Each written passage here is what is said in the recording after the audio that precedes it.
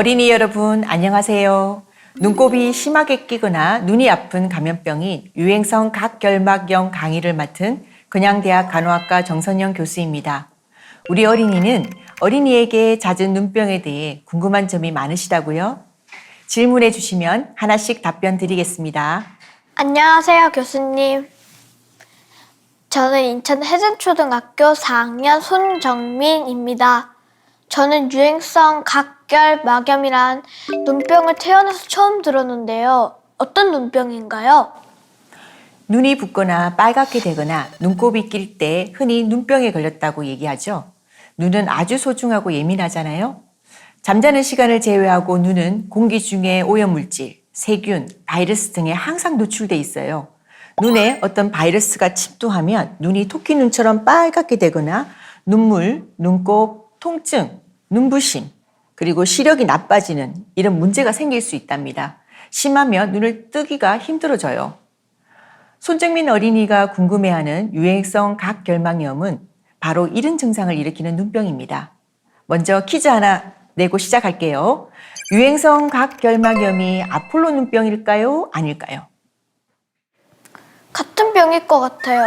우리 부모님이 눈병이 유행하면 무조건 아폴로 눈병이라고 말씀하시는데요. 정답은 아니다입니다. 아폴로 눈병은 유행성 각결막염이 아니라 급성 출혈성 결막염을 가리키는데요.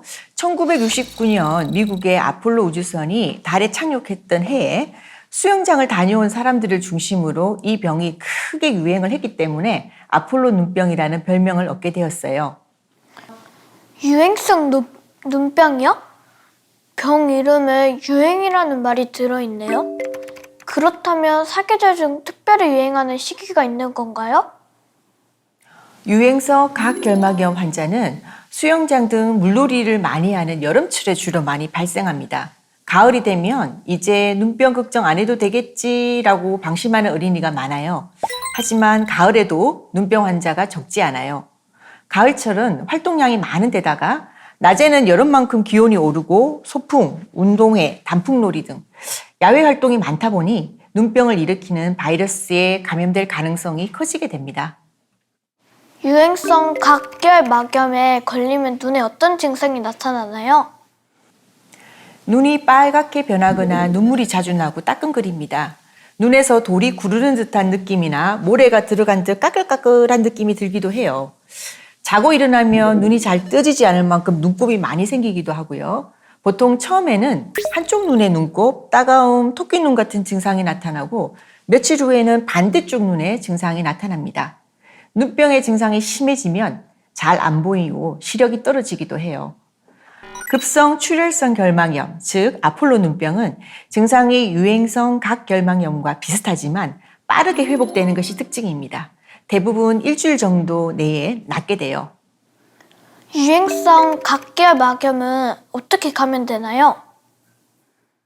감염된 사람의 눈에서 나오는 눈물이나 눈곱을 직접 만지거나 감염자의 눈을 만진 손, 수건, 세면도구, 침구 등을 통해서 감염돼요. 손정민 어린이에게 퀴즈 하나 내볼게요. 이 눈병은 눈싸움 하다가도 걸릴 수 있을까요? 있다? 없다? 정답은 무엇일 것 같아요? 걸릴 수 있다고 생각해요. 눈싸움하면 눈이 아주 아프잖아요? 아쉽게도 정답이 아닙니다.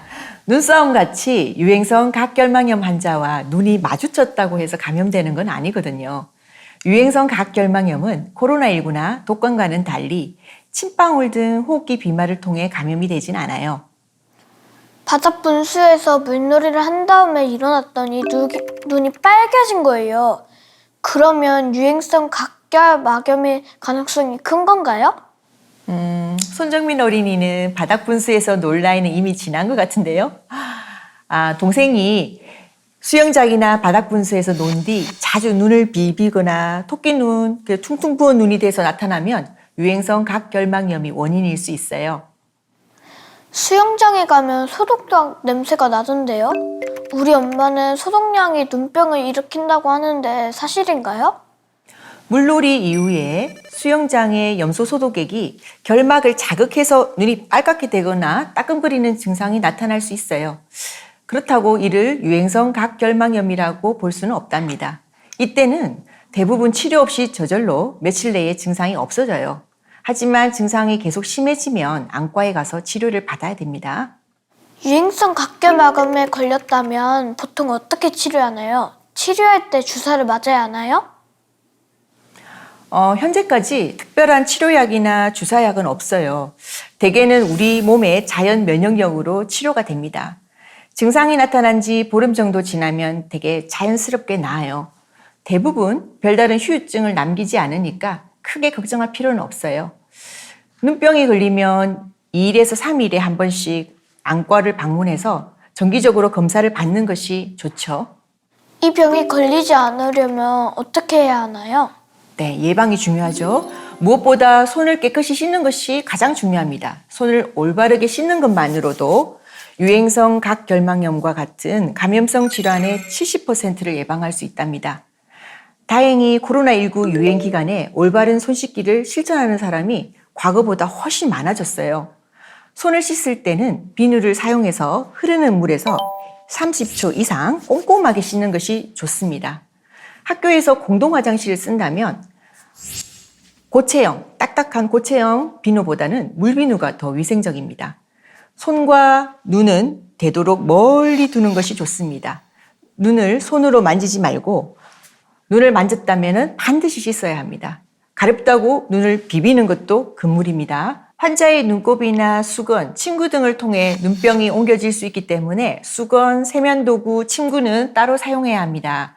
사람들이 많이 모이는 곳은 가지 않는 것이 바람직하고 문손잡이, 지하철이나 버스 손잡이 등을 잡은 뒤에는 그 손으로 눈을 만지지 않도록 주의해야 합니다. 특히 목욕탕, 수영장에서 바이러스를 퍼뜨려 다른 사람에게 눈병을 옮길 위험이 있죠. 그렇기 때문에 눈이 붉어졌거나 눈곱이 심하게 끼었거나 눈이 까끌까끌하면 수영장, 목욕탕 같이 많은 사람들이 이용하는 시설은 가지 말아야 합니다.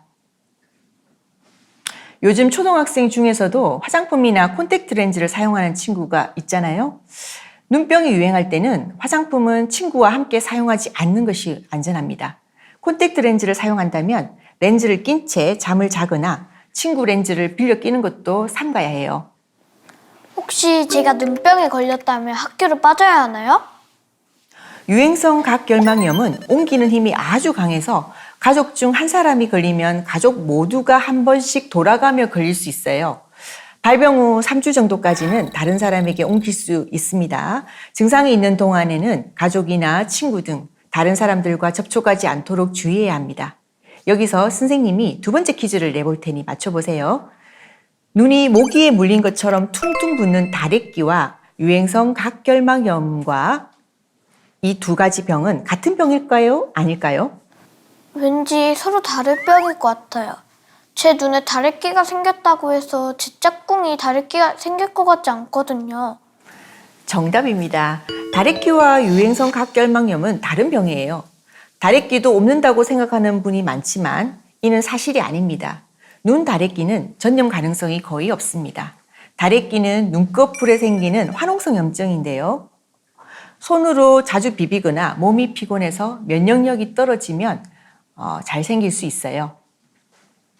어린이 친구들, 오늘 유행성 각결막염 예방 교육 영상 즐겁게 시청하셨나요?